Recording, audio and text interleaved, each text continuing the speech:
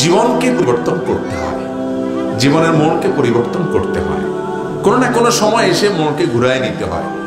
যারা ওয়াজ শুনে, মাহফিল শুনে, কিন্তু কোনো পরিবর্তন হয় না, যেই সেই এত ওয়াজ, এত আল্লাহর আয়াত, এত কোরআনের কথা, এত রাসূল আকরাম সাল্লাল্লাহু আলাইহি ওয়াসাল্লামের হাদিস, কোনো বিহিত নেই, যেই সেই।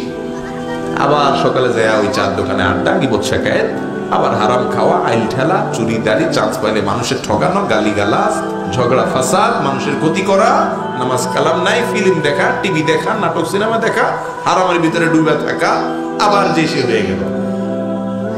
এরপরে আবার ওয়াজের সময় আসলে মাথায় একটা টুপি টাপা দিয়া আবার বসে 2-4 ঘন্টা ওয়াজ করলো, এমনকি ওয়াজ শুনে যায় এমন ঘুম দিল, ফজর নামাজ শেষ 8টা বাজে উঠলো। আমরা বেশিরভাগ এই টাইপের মুসলমান না ভাইরা আমার। আল্লাহ রাব্বুল আলামিন কোরআনে কারীমে বলেছেন, ওয়ালাকাদ যারাকনা লিজাহান্নামা কাসীরাম মিনাল জিন্নি ওয়াল ইনস, বহু জিন আর মানুষকে আমি সৃষ্টি করেছি,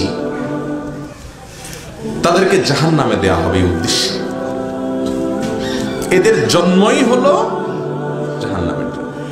ওই যে কি একটা সিমেন্ট আছে না, তাদের স্লোগান হলো জন্ম সৃষ্টির লক্ষ্যে, আর এই কপাল পড়া মানুষ এবং জিনের জন্ম জাহান্নামের লক্ষ্যে। কারা তারা?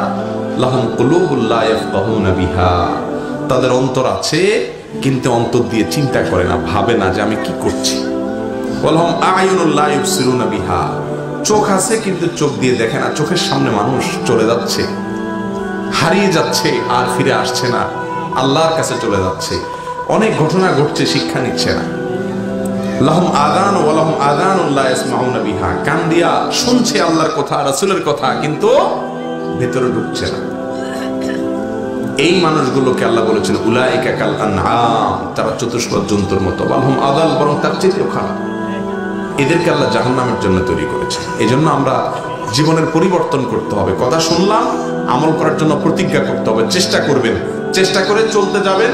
কিছুদিন পরে শয়তান হয়তো আবার আপনাকে ঘুরিয়ে দিবে, আবার বিপদে চলে যাবেন, আবার কোনো ওয়াজ শুনবেন, সঙ্গে সঙ্গে আবার ফিরে আসবেন। এভাবে কুস্তি চলবে শয়তানের সাথে। আরে ये कुश्ती तो है उम्र भर की, कभी वो दबा दबा ले, कभी तो दबा ले। শয়তানের সাথে লড়াই চলতে থাকবে, কিন্তু আমার চেষ্টা থাকবে আমি জান্নাতে যাব ইনশাআল্লাহ। চেষ্টা করবেন তো ইনশাআল্লাহ? অতএব আজকে নিয়ত করে নেই, এমন কোন মানুষ যদি থাকেন এই মজলিসে, নামাজে গাফলতি ছিল, 3 ওয়াক্ত পড়তেন, 1 ওয়াক্ত পড়তেন না, 4 ওয়াক্ত পড়তেন, ফজর পড়তেন না, বা গাফলতি ছিল, তারা তওবা করেছেন, মালিকের সাথে কথা বলে হালখাতা করেছেন, আল্লাহ আমি ভুল পথ থেকে সরে আসলাম, এরকম নিয়ত করেছেন কোন মানুষ, তাহলে একটা হাত তুলে দেখান। আল্লাহ আমাদের সবাইকে তৌফিক দান করুন। ভাইরা আমার, সময় খুবই অল্প, সীমিত, কখন চলে যেতে হবে আমরা কেউই জানি না।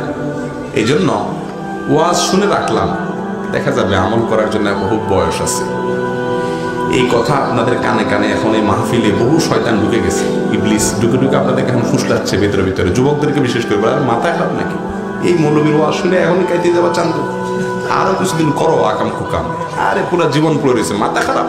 এই বয়সে দাঁড়িয়ে রাখবা, তাই রাখলে বলবে জঙ্গি, রাজাকার, এটা সেটা, মাথা খারাপ। আরো কিছু আকাম কুকাম করে নাও, দুনিয়াটা মস্ত বড়, খাওয়া দাওয়ার ফুর্তি করো। এই কথা এখন ইবলিস ভেতরে ভিতরে বুঝাবে। আল্লাহ রাব্বুল আলামিনের কাছে তৌফিক কামনা করেন, মানুষ চাইলেই ফিরে আসতে পারে না। আল্লাহর কাছে দোয়া করেন, আল্লাহ আমরা যে কথাগুলো বললাম শুনলাম, আমাদের সবাইকে সেগুলোর উপর আমল করার তৌফিক দান করেন। আল্লাহ আমাদেরকে খাঁটি মুসলমান হওয়ার তৌফিক দান করেন। আল্লাহ আমাদেরকে মানুষের মতো মানুষ হওয়ার তৌফিক দান করেন। আয় আল্লাহ, আমাদের দ্বারা যেন কারোর কোনো ক্ষতি না হয়, আমরা যেন মানুষের উপকারে থাকতে পারি, সেই তৌফিক দান করেন। ইয়া আল্লাহ, আমরা যারা নামাজের ত্রুটি আছে, গাফলতি আছে, মালিক আপনি সাহায্য করেন, শয়তানের বিরুদ্ধে আপনি আমাদেরকে জিতায় দেন, আমরা যেন নামাজি হতে পারি। আমাদের মা বোনদেরকে আল্লাহ পর্দা মুশিদার সাথে চলার তৌফিক দান করেন। আমাদের চক্ষুগুলোকে আল্লাহ তাআলা হেফাজত করার তৌফিক দান করেন।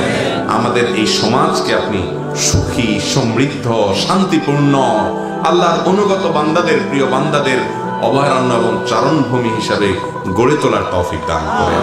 জাযাকুমুল্লাহু খায়রা ওয়া আখিরু দাওয়ানা আলহামদুলিল্লাহি রাব্বিল আলামিন।